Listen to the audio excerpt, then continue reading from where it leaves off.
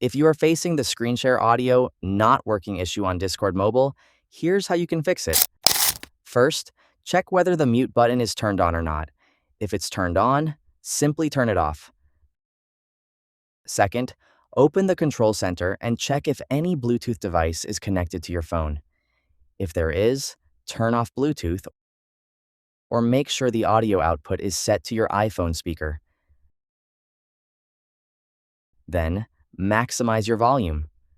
Third, tap and hold the person's icon. This will open a window. Scroll down a bit and make sure the volume is set to maximum and the mute button is not turned on. Fourth, close Discord.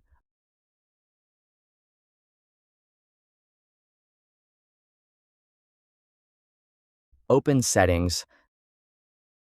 Scroll down and tap Apps, then search for Discord and open it.